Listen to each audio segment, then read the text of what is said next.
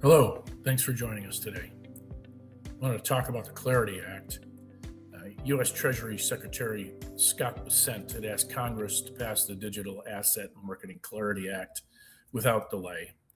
Last week in the Wall Street Journal, he wrote an op-ed and said that legislation is critical for providing clear regulatory rules for digital assets. He warned that the global crypto market, which is rising to $3 trillion, with nearly 1 in 6 Americans holding digital assets, um, requires the U.S. Leadership in this global economy. Traditional financial institutions have warned that stablecoin yields could significantly reduce bank lending. This has been the crutch that they've been leaning on from the very beginning. And yet, industry innovators argue that it's essential to unlock innovation and keep the United States competitive in the global crypto market.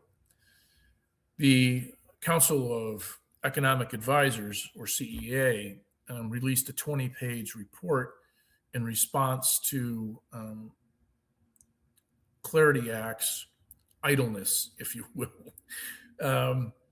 And it was titled "The Effects of Stablecoin Yield Prohibition on Bank Lending."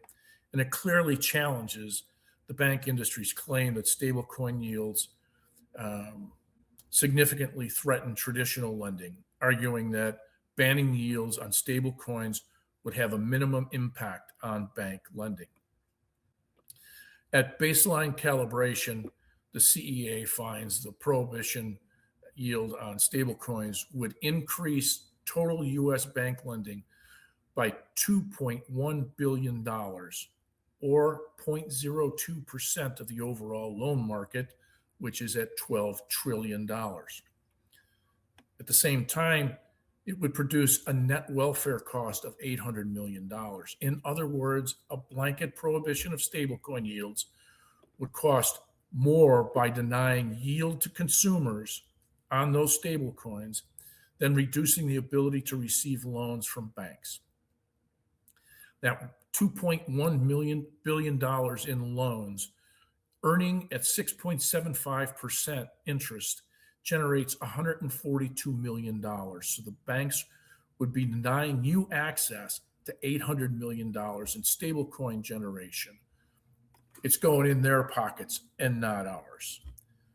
The analysis of the CEA report shows that roughly 88% of major stablecoin issuers have reserves that are held in treasuries rather than cash deposits.